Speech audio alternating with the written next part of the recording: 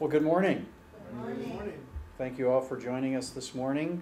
My name is Greg Schmidt. I'm Plan Giving Representative serving southeastern Wisconsin. Pleasure to see so many people that I know and have a chance to work with. You are in the session called Recruiting Board Members and Donors and Soldiers. Our presenter today is Captain Rob Reardon, officer of the Western Territory, serving the USA National Headquarters as Coordinator of Youth Adult Initiatives. Rob has traveled the world to be with us here today. A native of Toronto, Canada, came to the United States, I believe, to Denver in 1992. Served in a variety of missions and positions, and I think that you'll find his presentation both interesting and thought-provoking. Please join me in welcoming Rob. Well, it certainly is my pleasure to be here with you guys this weekend. I did move to Denver in '92 from Toronto, and I took a position with the Salvation Army there as college and high school and college outreach director. And I discovered early on, I was just out of college myself then, but I discovered early on that the Salvation Army has a desire to reach younger generations, but often we don't do it effectively or even well at times. There are some hidden jewels around, but in general I think we have a lot of work to do. I took this position at National Headquarters just 2 years ago. At the insistence of the National Advisory Board, the National Young Adult Initiative was created. The desire was to see initiatives developed and programs created and maintained, improved, to increase our awareness among the young adult generations in America, and to retain, recruit, and build our advisory boards, our volunteer base, and our cores. So I've got a threefold focus in the position, looking at those areas: advisory boards, volunteers, and core membership in terms of young adult outreach and activity. We'll talk through that a little bit today. What I'm going to do, I'm not going to give you a play-by-play list of how to go out into your community and recruit young adult professionals, but what I am going to do this morning is give you an idea of who these people are. Who young adults are in the 21st century in 2012, what their traits and characteristics are, what their passions and interests are, and how the Salvation Army can best focus our energy and our attention on them to get them to work with us and work through us to accomplish what they want to see happen in the world and in their communities. So, as I want to show you this quick little video. I'm sure you feel like this all the time when you're heading down the path and you think things are going well. Something always gets in your way. Did you catch that? Which penguin do you feel like on most days? I know that I feel like the one that gets tripped. And so often I feel like we're making progress and things are going well, and then someone sticks out a leg and we fall flat on our face. Hopefully not into icy water all the time, but sometimes that does happen. So let's get started on the presentation. Who are, what are generations? Just a quick definition for each of the generations that are currently in existence in America. This is a general parameters. If you look at sociologists' definitions, the years may change, but in general, these are the generations that exist. The greatest generation are those born before 1928, and in the words of Ronald Reagan, they saved the world when they were young. It's the generation that fought and won World War II.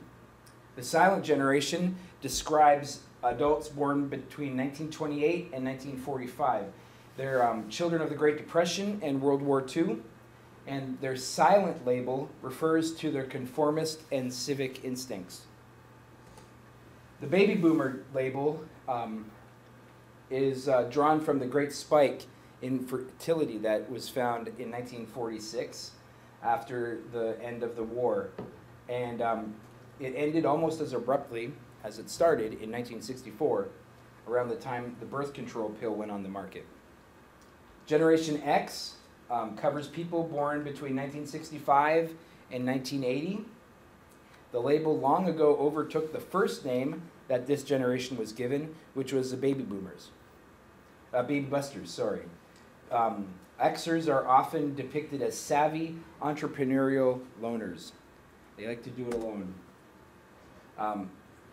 If you go back to that one, a typical Generation Xer is, technology is awesome. A typical Generation Xer would have been, again, with the loose parameters between the baby boomers and the Generation X.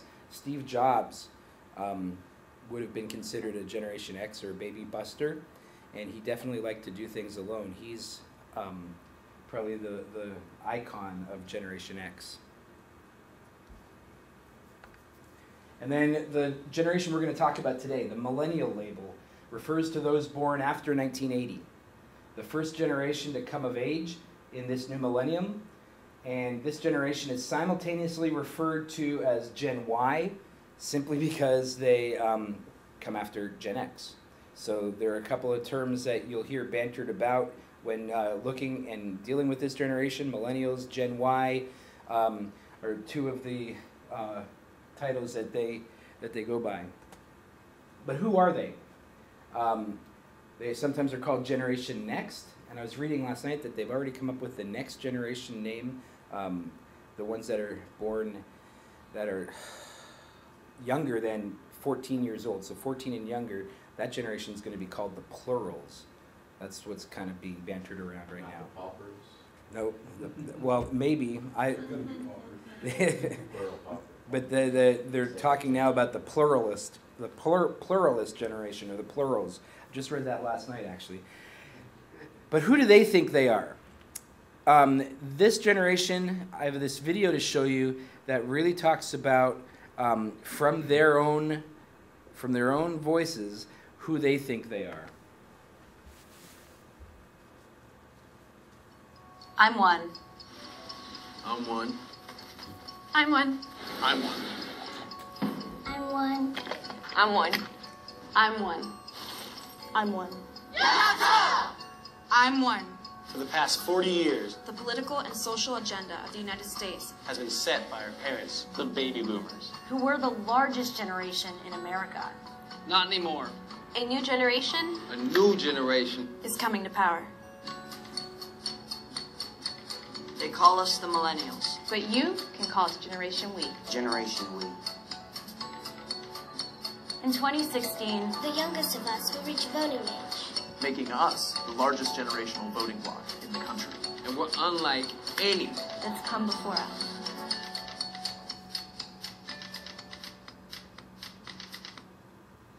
We. We are more globally oriented. We're more ethnically diverse. We're more technologically adept. Better educated.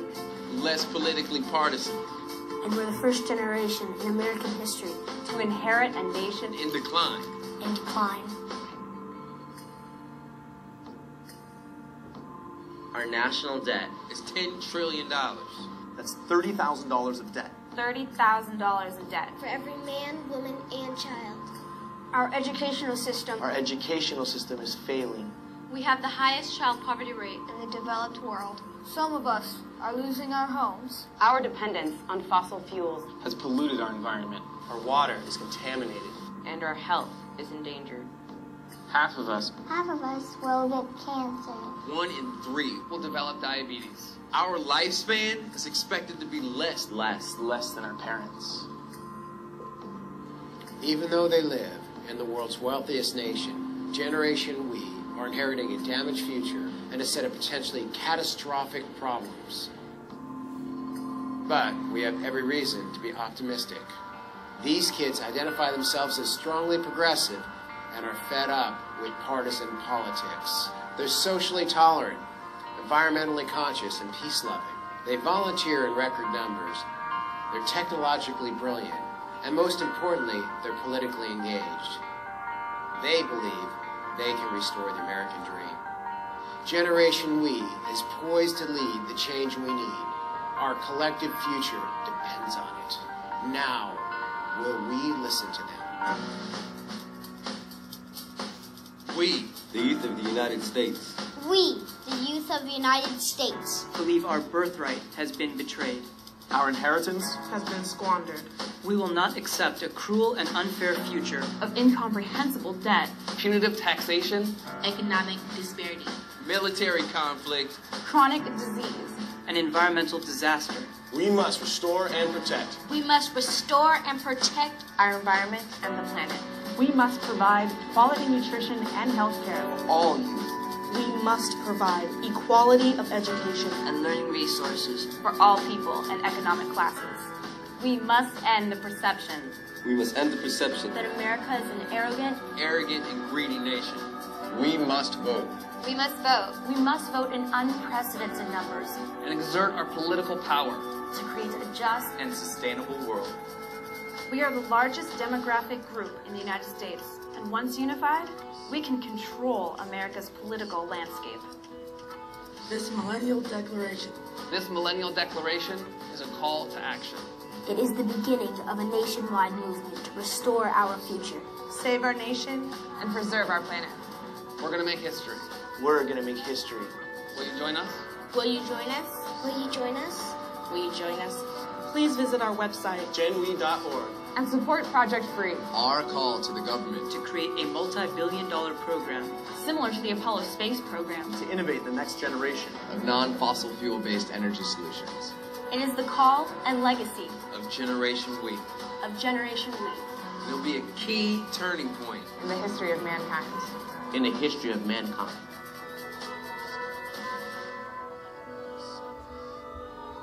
Now, admittedly, that's a politically motivated video, but it gives us an idea of who this generation is and what their passions are, where their interests lie.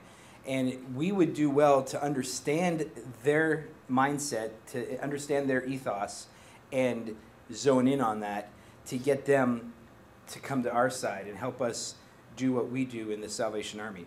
I got to tell you that they're passionate about helping their neighbors. They're passionate about cleaning up their communities and leveling the playing field for all people. And if we can tap into that passion, we've got them hooked. And we'll talk about how I think we can do that this morning. So I have, I want to do a little bit of fun, and I need a volunteer. There's an online quiz.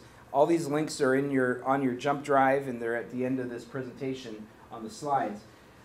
But how millennial are you? There's this quiz on the Pew Research website, the Pew Charitable Trust Research website, that determines how millennial you are, that gives you an idea of how much you have in common with this age group. So, if I can have a volunteer, we're going to go through this quiz and figure out how millennial one of you might be.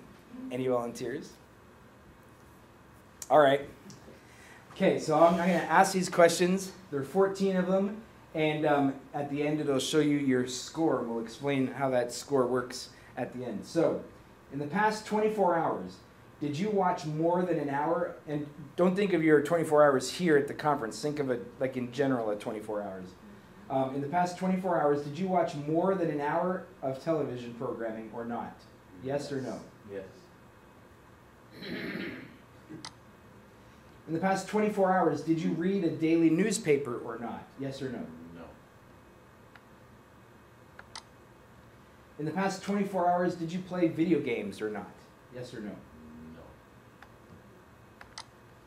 Thinking about your telephone use, do you have only a landline in your phone in your home, only a cell phone, or both landline and cell phone? Both. In the past 24 hours, how many text messages, if any, did you send or receive on your cell phone? No text messages, 1 to 9 text messages, 10 to 49, or 50 or more. 1 to 9.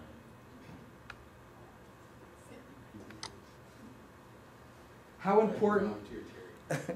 How important is being successful in a high-paying career or profession to you personally?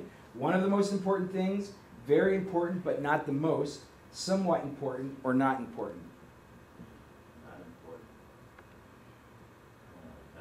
important.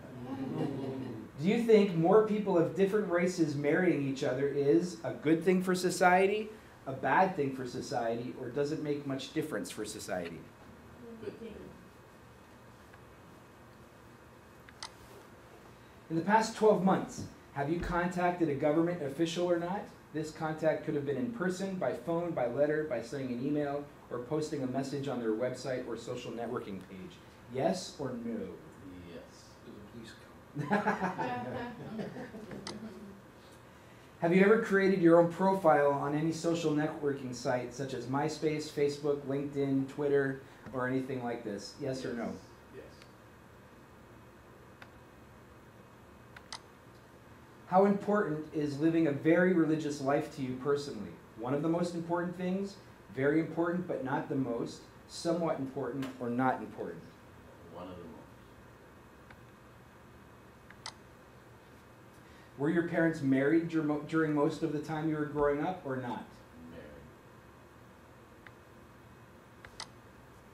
Do you have a tattoo or not?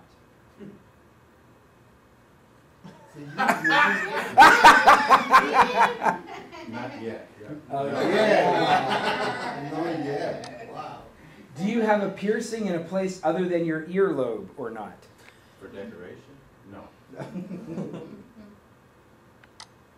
In general, would you describe your political views as conservative, moderate, or liberal? Conservative. Finally, please tell us your age so we can see how many people in different age groups score on the quiz. Under 18, 18 to 29, 30 to 45, 46 to 64. 46 Okay. something. So, yeah. All right. So here we go. Drum roll. You are on the scale 16. The higher you score, the more you have in common with members of the millennial generation. So the silent generation, these are average scores for each of the generations. Silent generations are averaged 4. Baby boomers average 11. Gen Xers 33. Millennials 73. That's the average. So you fall in between boomer and Gen Xer as a 16. Now I'd encourage you to take the 5-10 minutes to do this quiz. And when you get into this site, you have the full report from the Pew Research, the data that they accrued, you can learn more about millennials from their perspective, all kinds of great stuff on the Pew Research Center Millennial Report. It's about this thick if you print it out, and I made the mistake of hitting print, and it printed a lot of information out. It's a really valuable resource. So when I took the test, we've been taking the test all weekend, but when I took the test, I scored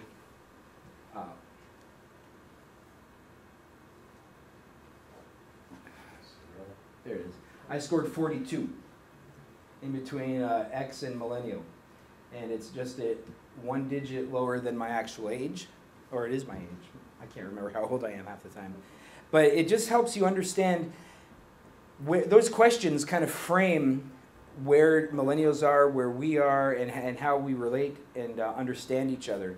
And as the quiz score says, the higher your score is, the more you have in common. And it also gives you an idea of how much there is to learn and to understand about this generation.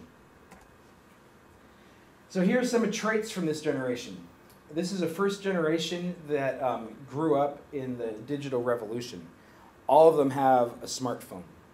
I'm increasingly shocked at how long it took me as an officer to get a BlackBerry, and I see all my kids' friends in middle school and high school that have BlackBerries.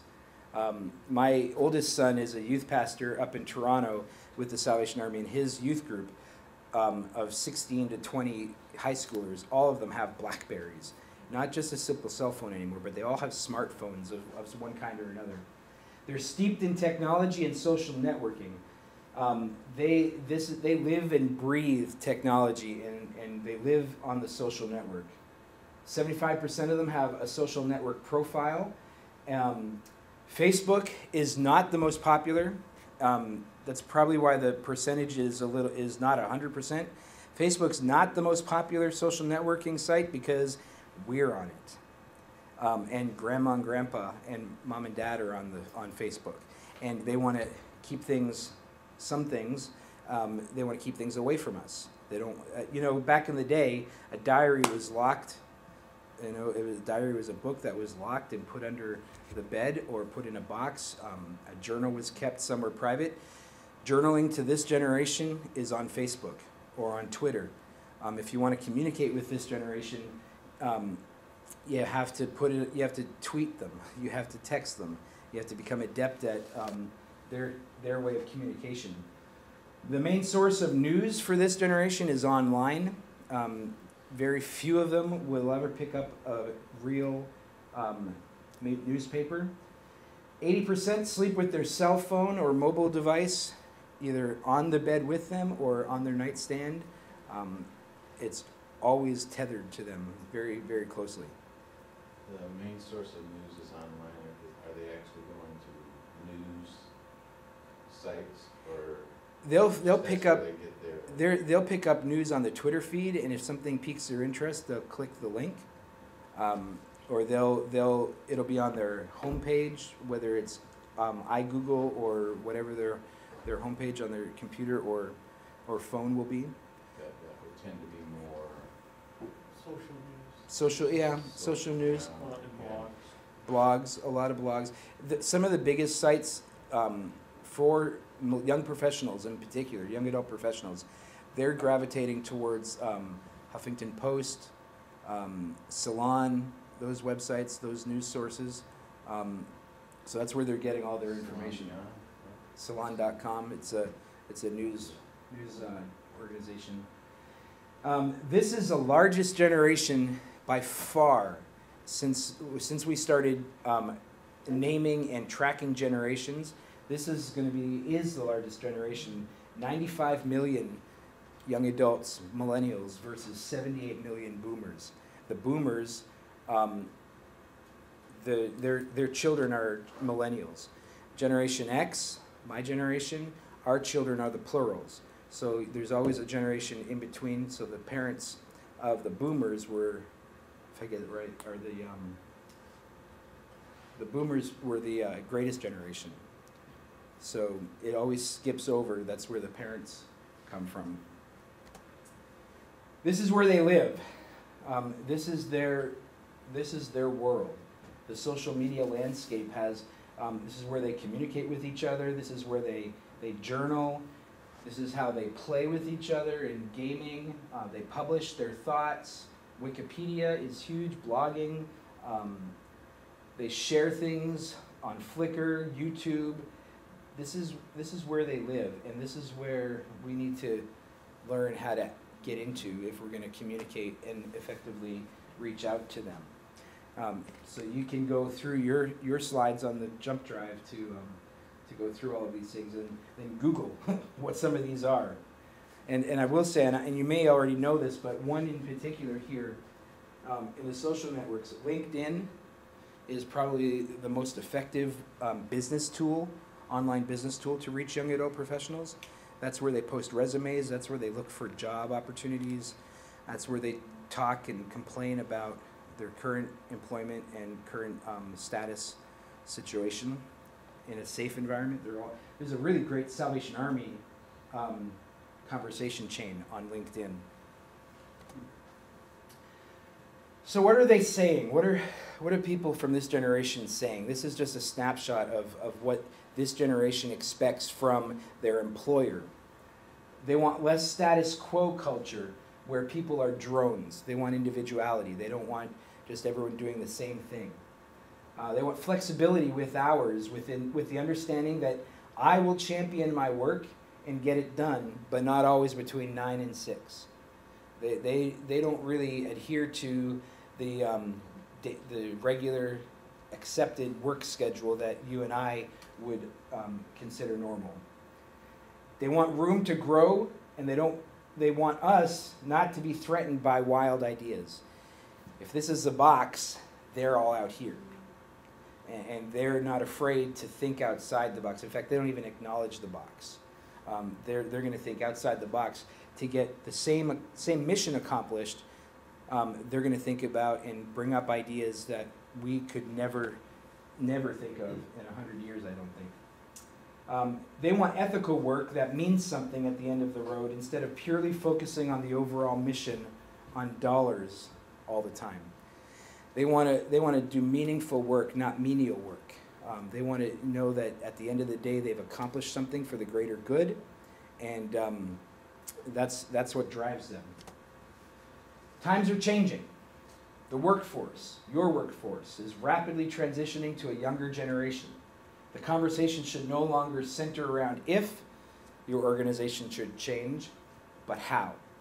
And that's something that the Salvation Army is facing on a very real level.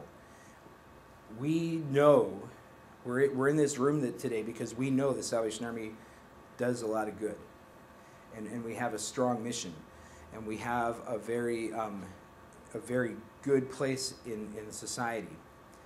However, we need to figure out how to change how we do things, change how we appear to the public if we're going to attract the next generation to help us do what we've been called to do.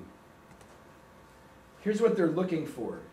As volunteers, as advisory board, potential advisory board members, as people who want to join us in our worship and our mission, this is what they're looking for. Personal, localized community service, personal, localized service opportunities in their own community. They want to be able to help their own community. They want to be able to make a difference with their neighbors and for their neighbors. That's where the starting point is.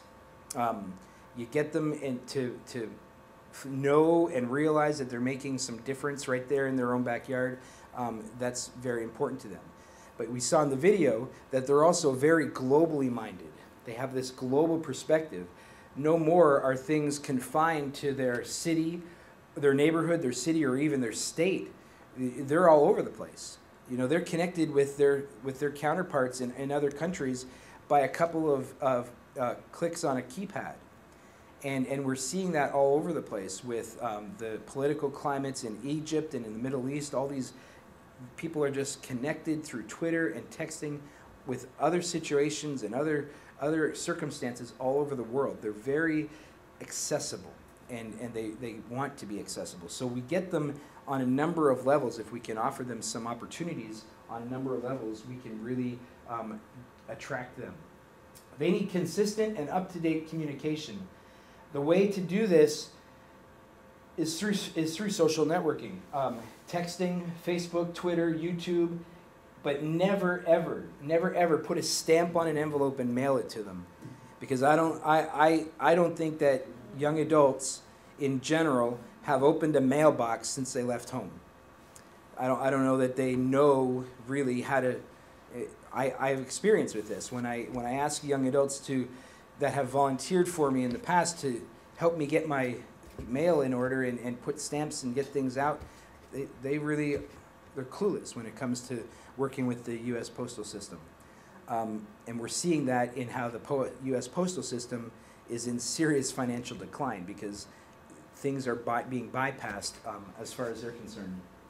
They want specific ways to get involved, physically and financially. They're not going to be your super huge donors, but they will be able to give a little bit financially. We need to be aware of where they are financially and address that very intentionally. We have to remember that these are people, young adults, that are paying off significant student loans. They're no longer, and we've known this for a while, but no longer is a high school degree the ticket the new high school degree is a bachelor degree. And very quickly, the new bachelor degree is becoming a master's master's degree. So we really need to be aware that these guys are paying significant student loans. And we need to know that and not badger them for large donations. We will, however, be successful in getting them to give us smaller donations. We can expect these things, and this is just a short list. It's not an exhaustive list by any stretch of the imagination. But we can expect that they will work hard in short bursts. They will come and work on a project and get that project done, and then they'll be gone for a few weeks. We won't see them until they've decided it's time to come back. Hard work in short bursts. They can give small but frequent donations. Think about their lifestyle. Young adults, the millennial generation, they'll spend $7 a visit at Starbucks. They'll spend $7 for a cup of coffee. Their customized, individual cup of coffee. And if we can give them an opportunity to forego that cup of coffee, we can get their $7. We can go one step further, and we can provide an alternative to Starbucks or some of these coffee shops by investing some money in our own program, in our own buildings, and provide a cafe situation for them and get them to come and get their coffee from us. And if we provide the same quality and the same atmosphere, that'll entice them in. They want these social, individual, kind of catered situations and circumstances. And if we can do that, they'll come to us. You're going to see a lot of activity around a specific cause. One of the best nonprofits right now in attracting young adults is Habitat for Humanity. They attract young adults and college students and professionals all the time, because when a person goes to work for Habitat for Humanity, they start the day with an empty lot. By the end of the day or by the end of the week, there's a house. And they see progress. They see from start to finish that they've created something. They've had a hand in building something. We need to come up with opportunities that show them a finished product, or show them that there's been progress made in a certain situation that we're asking them to help in. They're committed to a cause. This generation, the millennial generation, believes that they will be the ones, they alluded to this in the video, but this generation believes that their generation will be the ones to eradicate poverty worldwide. They really believe that they're going to be the generation that will figure out how to get clean drinking water in the entire, over the entire globe. They really believe that they can make a difference and make some significant change in the world. We can expect that they will come with their friends. They'll bring their peers and their colleagues, and they'll want to create a social event out of any opportunity we give them. So if we can allow that and cater to that desire, we'll see a lot of involvement based on getting their friends involved. And they have a desire to collaborate. They don't believe in the silo mentality, where there's a Salvation Army, World Vision, Red Cross, Catholic Charities, and we all do our thing independent from each other. Young adults, the millennial generation, they want those barriers broken down. And one of the things that you'll see is that you'll have a millennial that'll come to us and volunteer. But in the next week, he could be over at Catholic Charities volunteering. And the week after that, they could be at World Vision volunteering. They don't really have an allegiance to one organization. They're all over the map. So what we need to do, and I think we can do this, and I think we have the faith and the trust in this, I think it'll work brilliantly. If we train them and give them an opportunity to hone their skills, to get a taste of what true volunteerism and what a mission-based cause is all about, eventually they're going to come back. When they're established and they want another good opportunity, they'll explore, but eventually they'll come back. And it's like the the Bible says in Ecclesiastes, if you cast your bread upon the waters, after many days it will come back to you. And if we train these young adults when they're with us and we give them good opportunities, they'll do the circuit and they'll just volunteer all over the place, but they will come back to us if we give them something worth coming back to. So where do we start? Well, the hard part is that we need to really give an honest evaluation and assessment of our current level of engagement. We need to be brutally honest with ourselves. How well are we doing? How poorly are we doing? Are we doing anything at all? And we need to really evaluate and assess where we currently are in our own unique situations. We need to start small. We need to build quality relationships with quality people. We all want to see 100 people walk through our doors and put them to work or get them involved or see them worshiping with us on Sunday. We all want to see that huge growth. But to make that happen, we have to start small. We have to start building quality relationships with 1 or 2 or 3 individuals, and that will grow because they'll bring their friends. They'll want to include others in the quality that they're receiving from us. We need to create a young professionals network. Now, in most communities, the Chamber of Commerce will already have, the Chamber of Commerce will already have young professionals network already established.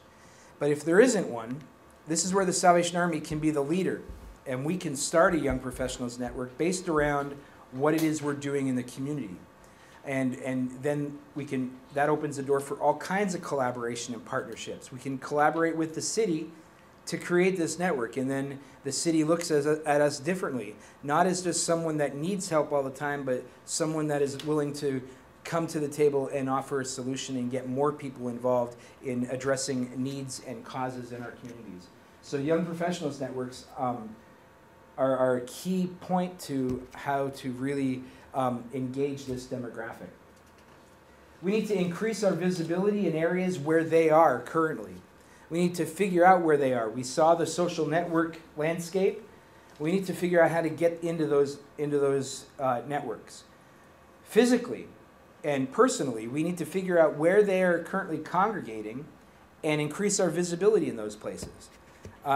Figure out where they go to recreate, where they go to just hang out, and be there in some fashion. Learn how to speak their language. Learn how to understand what they do when they want to get involved and be there. We need to provide meaningful volunteer service opportunities. One of my pet peeves with the Salvation Army is that when volunteers of whatever age come, and this is not so much a general statement as it is something that I've witnessed over and over again in many contexts. When volunteers come to us, we really don't know what to do with them. We don't know how to put them to work effectively. We don't know how to give them meaningful opportunities to serve. So we'll get them to rearrange the food pantry, or we'll get them to paint a room again that's been painted 4 or 5 times, or we'll get them to clean the bathrooms, or we'll have them straighten the books in the chapel. Whatever it is, that's not where they want. That's not where they want to work. They want to get put on a plane and go move rubble in Haiti. They want to get sent to Kansas City and Oklahoma and help people rebuild their houses and rebuild their lives after disaster strikes. They want to tutor young people, children, and help them pass elementary school. We need to give them opportunities to where they believe and realize that they're making a difference in someone's life. They want to help our social service clients get on a stronger financial footing. We need to give them these opportunities and not just give them the throwaway volunteer things that we have so often. This happens domestically. It happens internationally. How many mission trips do we go on where we paint the same building every year? And there are 17 layers of paint on one building. It's the same in our own buildings. There are 17 layers of paint in the same classroom because that's what volunteers do. And we need to get out of that mindset. how do you do that effectively on a consistent basis when they're wanting to be all over the place? You can't. Well, you have to have those opportunities available, and for the disaster. I'll just speak to the disaster piece. That's the easy piece, but you're talking about tutoring kids, and you start a program with these young people, and they're there for a week or a month, and then they're gone. How do you keep it going? Well, if my wife and I have done tutoring programs, and if it's something that with tutoring programs, we've gone to college students, and we've worked with the professors and the schools with college students, and we've opened up opportunities where they get credit for it, so that they'll stay for a semester. We've done that too, but you're talking about this next generation that's 12, 14. They're not college students. They're not at that age yet. I know. I'll get to that age in a few minutes to show you some real tangible, concrete ideas that are working, that we've got in place around the country. But it is a challenge. We just have to make those opportunities available. A tutoring program is a difficult challenge because we need a board, even board members. It's challenging to get the current board members who are used to going to meetings and things to attend our meetings on a regular basis. Now we have another generation that's all over the map. Yep. And don't want the conformity of that. They want to come in and do microburst. So how do you, it's going to be a huge challenge to be able to tap into that. It will be a huge challenge, and I'll address those as we begin to conclude. I'll address those issues and give you some ideas. There's no magic pill. There's no magic formula. I got to tell you, there's not a magic formula for this, and it's got to be as much as they're individualized. We have to be individualized in our own communities and figure out what we can do to make it work. Here's some resources that I've found to be very, very helpful. We looked at the quiz from Pew Research. This is just all the information that you need based on their research, pewresearch.org. The second website, genwe.com, is where the video came from, and they have many more videos that and other information and resources at that website that talk about what they are passionate about. Youthandreligion.org. Dr. Christian Smith wrote these two books, Lost in Transition and Souls in Transition. He's a professor at Notre Dame, and he wrote these books about the emerging adulthood, where their psyche is, where their ethos is, where their spirituality lies. They're very dense books, a lot of information. A lot of clinical information is in there. A lot of practical information is found in these books, and they're very powerful resources to have and to go through. And this last one, Forces for Good, the last book over there, this book was written by two young adult professionals who took 6 highly effective nonprofits around the United States.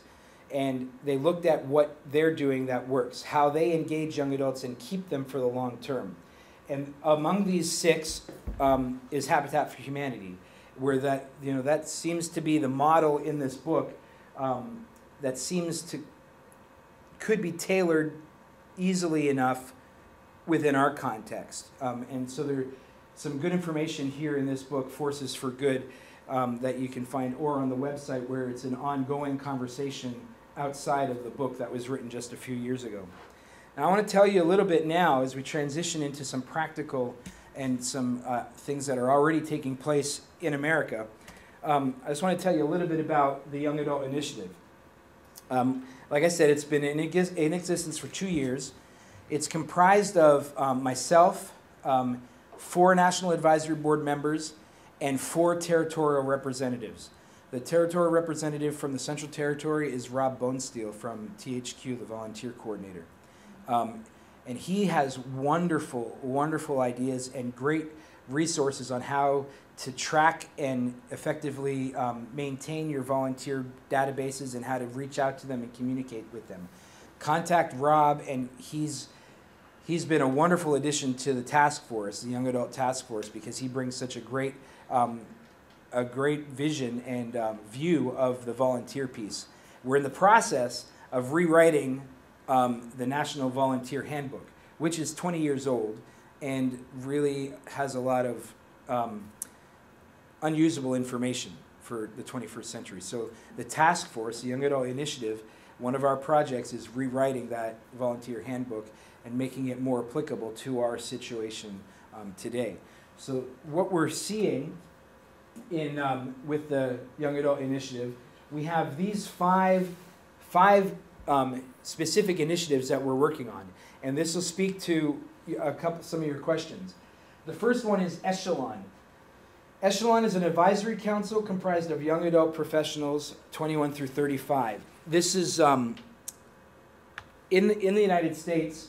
There that we know of, there are 6 active young adult advisory organizations currently in the United States. There's Dallas, Washington, D.C., Boston, Chicago, Lincoln, Nebraska, and Kansas, and Wichita, Kansas. Of those 6, the group in Dallas, because they have the backing of a very strong advisory board in Dallas, the Salvation Army's advisory board in Dallas is probably the strongest in the country and has the most financial clout. This group, they took the ball and took it downfield further than we ever thought was possible. And they used the resources from the Richards Group, the branding company that the Salvation Army uses, and they created this brand called Echelon, mobilizing the next generation. And here is the document that they produced for their group in Dallas. And this I'm giving this the hard copy to Stan, and I'm going to make available the electronic copy as well. But we're in the process of nationalizing young adult advisory councils under the brand Echelon. It's currently going through the protocol process to create a service mark for Echelon, so it will be a Salvation Army service mark. The history of this group is very interesting. It was started by 3 girls, sorority girls, whose moms were part of the Women's Auxiliary in Dallas. And these girls wanted to do something that their generation would pick up on. So with the help of an auxiliary member and the area commander in Dallas, they created a junior women's auxiliary. Their first meeting, these 3 girls started the process, advertised, had their first meeting. There were 120 girls that showed up. And they had this big event, and they did a fundraising drive for school supplies in the Dallas area. That was in the fall of 2011. By spring of 2012, these girls realized that they would be a lot more effective, and it would be a lot more fun if the group went co-ed. So they worked with the area commanders, and they worked with the advisory board members and women's auxiliary members, and they created a co-ed young adult advisory council, which developed into Echelon.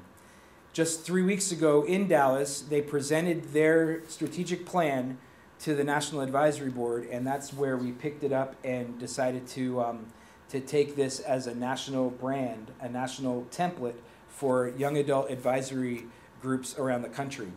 And within this document, there's protocol and standards for how to create a young adult advisory council, the officers that are needed, the participation that's needed. They have president, multiple vice presidents. They have a chaplain that addresses the spiritual needs of the young adults that are participating, and they have a very, very aggressive plan to have 4 events each quarter to benefit the Salvation Army and to reach out to their generation to get them involved in the Salvation Army mission. The key to the success of this one, specifically in Dallas and in the other 5 around the country, the key to the success of any group is threefold. It needs strong officer buy-in and support. The officer can't just treat it as something that's going on over there. The officer needs to be actively involved in mentoring and helping them come along and develop into solid volunteers and board members.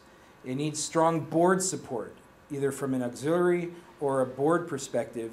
There needs to be an intentional mentoring plan put together to where the young adult professionals that are involved in such a group are linked up with an advisory board or an auxiliary member so that they can learn from the established member about the protocols, the parameters, the language, the do's and don'ts of the Salvation Army, and then that development takes place. The third key is kind of twofold. They need to be given freedom to explore outside the box. They need to be given the parameters and then the freedom to do stuff that will attract participation from their generation and their peers. And then the second part of that is that we need to keep them off our direct mailing lists. We talked about their donation possibility, their donation potential, short bursts, frequent but small donations. We can't expect them, and we'll send them running far and fast away from us if we put them on our direct mail lists, where they're getting a letter every month asking them for a donation. That might come late. That probably will come later on, where they'll be our strong donors. But we've got to cultivate that, and we've got to develop that in them, and it can't happen right away. So there's got to be a level of protection from these young adult professionals to keep them off of our mailing lists as far as asking for donations go. So that's Echelon, and I can send you the electronic copy of this. It's a work in progress right now, but I can send you the electronic copy to look at, or you can get it from Stan Kelly in a few weeks when I send in or a couple weeks when I send him the electronic copy. Is there a significance of the title? They did the whole branding exercise was such that they didn't want to be called junior board. They didn't want to be called, young whatever. They wanted to be considered. They want to be considered a group in their own right and not just be junior, or just be the young ones. So they worked with the Richards group, and the definition of Echelon is something that is. It's an aggressive movement. It's something that's moving forward, something that's on the cutting edge. So the Richards group just kind of worked with this and helped them define who they were within the parameters of the current Salvation Army branding and trademark. So it's been vetted and gone through the system, and it's been approved that it's not going to do anything that will detract from who the Salvation Army is, but it's just a name, a moniker really, that is, they did some test marketing with it, something that is attractive and appealing to a younger demographic. Sounds like a modified junior achievement group. It could be. Yeah, it could be. Very much so. The second one is Red Kettle Club, high school-based school club. Now this one is very exciting to me. It was started in Tempe, Arizona, just this past Christmas by a high school junior. She wanted to be in the Honor Society, the National Honor Society, and to do so she had to be an officer of a school group. She went to the school groups that were already in existence, and there were no officer positions available. So with the help of her mother and one of our National Advisory Board members, she started her own group called the Red Kettle Club. She got a faculty advisor to support her and to fill out the application for the group, and it was approved. It started out as a Red Kettle Club would just ring the bells at a kettle location on one Saturday in December. They raised $3,000, and they had not only the Red Kettle Club group, but the school band came out and helped. The football team came out and helped, and they had all the shifts covered by other groups and people within the school. The school superintendent came out with the principal because he wanted to see what all this excitement was about. At the end of the day, the school superintendent told the principal that he wanted a Red Kettle Club at all the high schools in Tempe, Arizona, in his district.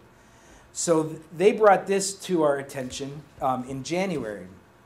And when I came home after learning about Red Kettle Club from Tempe, Arizona, I came back to Virginia and found out that a Service Extension Unit director in Howard County, Maryland, has been doing this for 5 years with 5 high schools, where she has clubs existing in 5 high schools with faculty support And not only do they ring bells on every Saturday of the month in December, but they do monthly projects for the Salvation Army in Howard County, either financial projects or clothing drives or school supply drives. They're very active in the Howard County school system.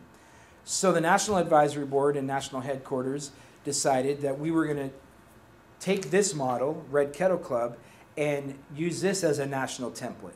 And currently in existence, we're developing a website. Well, the girl in Tempe, Arizona, she purchased the domain space from redkettleclub.org and redkettleclub.com and donated it to the Salvation Army so that it would be ready for us when we were, when it would be ready and available for us when we're ready to go live. So we'll have a website presence.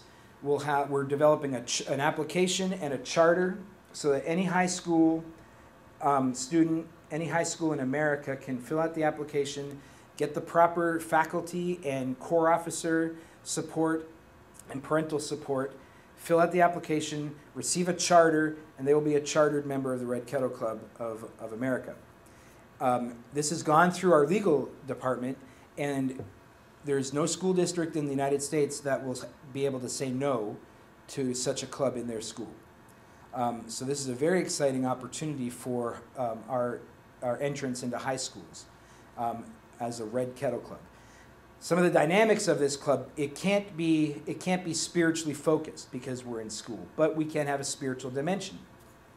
So what the club in Tempe and the clubs in Howard County do, they have monthly meetings where they discuss their projects for the month and for the quarter, and then the corps officer comes in and leads them in a short devotional, which isn't mandatory for the members, but it's open and available for anyone who wants to come. And in Tempe, they're finding that other students from other clubs or who aren't part of a club will come in for that devotional and for that worship time that happens at the end of the meetings.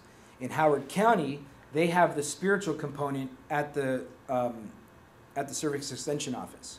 So the students come once a month for a pizza party that's also devotions and some worship. So there's all this ways to get who we are in these clubs without breaking rules that the school districts have put into place. We've done a similar program that we call Battle of the Bells. Okay. For the high schools. Yeah, and competition is a huge attraction for high schools. You know, compete against each other and come up with some kind of prize package or recognition. The third one is mission opportunities for non-Salvationist young adults to experience the International Army. Currently, the Salvation Army does really good work in getting our own young people to go on mission trips. Every summer, we send hundreds and thousands of young people all across the world on missions trips. By and large, we haven't had this opportunity open for non-Salvationist young adults. So we're working on a project where we're going to recruit young adult professionals from churches, businesses, and college campuses to go on mission trips with the Salvation Army. Each mission team would be embedded with a Salvation Army officer or Salvation Army representative for the duration of the trip, from start to finish, so that the relationship can be built.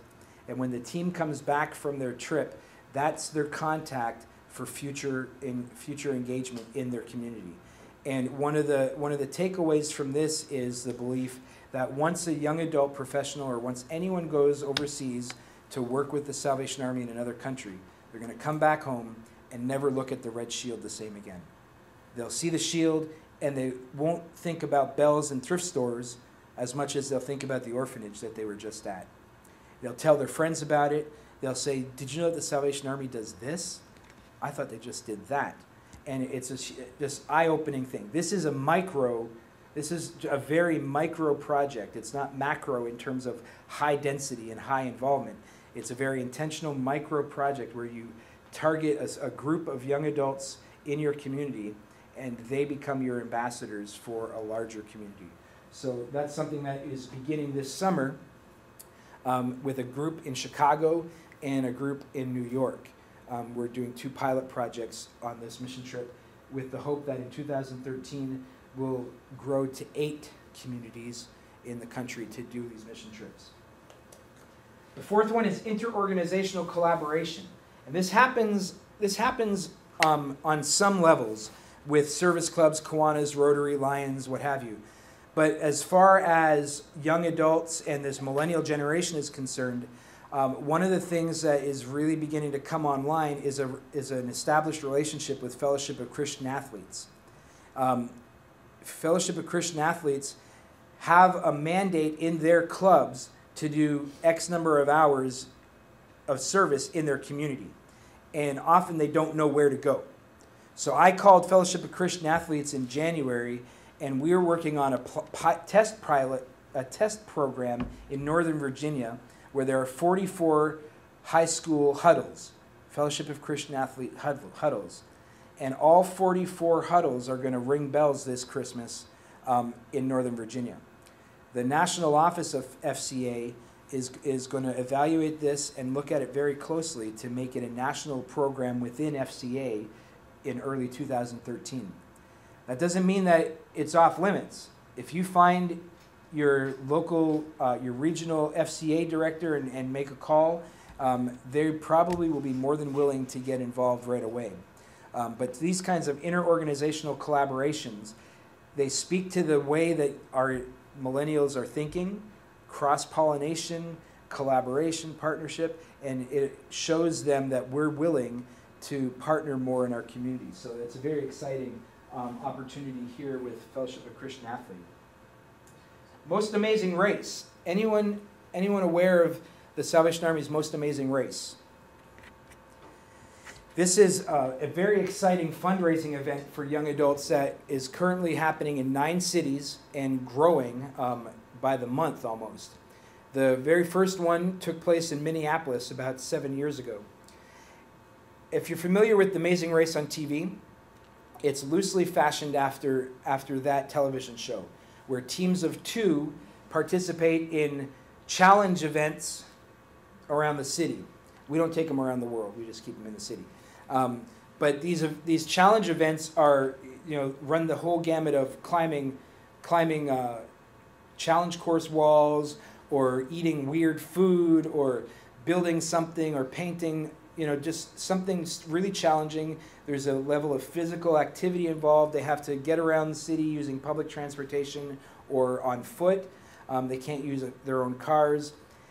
The minimum entry fee for a team of 2 is $500. What we've found is that no one is meeting the minimum entry fee. They're surpassing it. And the average entry fee is at $1,500 for all these groups. So in Minneapolis, they easily raise $60,000 or $70,000 for this event, and it creates an opportunity to partner with the city, with public transportation, with local businesses. Local businesses get involved because they offer their space for a challenge event, or they provide prizes for the winning teams. It's happening in I don't know all the cities off the top of my head, but I know that Minneapolis, Pittsburgh, Fort Lauderdale, Baltimore, Orlando, San Diego, Coeur d'Alene, Idaho. These are all cities that are doing these events between now and September. And without letting too much out of the bag, there's a plan for in 2014 to do a national Most Amazing Race where all the winners from each of the cities participating, the winning teams would come to DC and do a nationally sponsored Most Amazing Race that would be, hopefully we're trying to get it on some kind of network television coinciding with the Amazing Race television show so that we can get some national recognition with that. That's all I have for my presentation. It's, like I said, there's no magic formula for engaging the millennials, Gen Y, into what we do. We've got to be very individual, we've got to be very creative, and we've got to look at ways to go where they are and give them what they're looking for. I believe the Salvation Army is perfectly set up for the younger generations because it's where we do what they want to do. but they just don't know that we do it. So it's a communication piece, it's an identification piece. We've really just got to begin to let people know our story and tell them, give them opportunities that they want to participate in. Questions? Just a real quick question. In talking about, one of the things that came to my mind was the filling out all of the volunteer forms. And if they're somewhat fluid in where they go, where they come back, are they open to filling all that information out? It's a lot of stuff. Yeah, that's one of the issues we're addressing. Every territory has a different volunteer application, and every division, there are 40 divisions in the United States. It goes beyond the territories, and every division has a unique volunteer application.